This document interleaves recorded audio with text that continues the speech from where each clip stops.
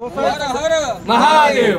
गोसावी समाजाला एसटी मध्ये आरक्षण मिळालंच पाहिजे. गोसावी समाजाला एसटी मध्ये आरक्षण मिळालंच पाहिजे. गोसावी समाजाला एसटी मध्ये आरक्षण मिळालंच. आणि एका समाजाला न्याय नाही दिला पाहिजे. तसं नाही. मिळालंच पाहिजे. मिळालंच पाहिजे. हर हर महादेव. हर हर महादेव. हर हर महादेव.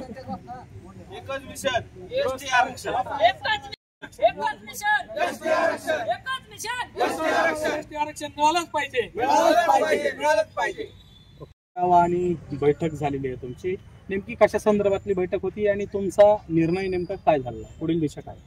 महाराष्ट्रामध्ये माझ्या गोसावी समाजाला एसटी आरक्षण लागू करावं हे मी 2023 पासून 23 सप्टेंबर 2023 पासून मागणी करत आहे.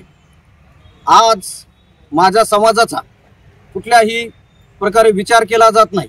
महाराष्ट्रामध्ये माझ्या गोसावी समाजाला कुठल्याही आता जे आरक्षणामध्ये आहोत आम्ही 2.5 मध्ये कुठल्याही प्रकारचा फायदा होत नाहीये. माझ्या मुलांना, माझ्या समाजातील मुलांना शैक्षणिक आरक्षण सुद्धा त्याच्यामध्ये सुद्धा फायदा होत नाहीये. कुठल्याही माझ्या समाजाला फायदा होत नाही. त्यामुळेच मी 23 सप्टेंबर 2023 लाच पहिली मागणी केलेली आहे गोसावी समाजासाठी एसटी आरक्षण लागू करा. राज्याचे मुख्यमंत्री, उपमुख्यमंत्री, दोन्ही उपमुख्यमंत्री यांना आम्ही लवकरच समाजामार्फत भेटणार आहोत. आमची मागणी मान्य करावीच लागेल असं आम्ही त्यांना बोललेलो आहोत. पत्रक पण काढलेलंच आहे आणि सर्व समाज आम्ही मिळून, सर्व एकत्र मिळून ही मागणी लागू करावी ही आमची मागणी आहे. आरक्षणाची चळवळ चांगल्या प्रकारे चालू आहे. माझा समाज तर भटका आहे.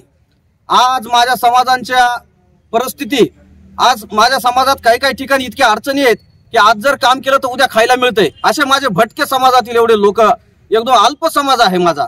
माझ्या समाजाला बी राज्य सरकार, केंद्र सरकारने माझ्या समाजाची दखल घेतली पाहिजे.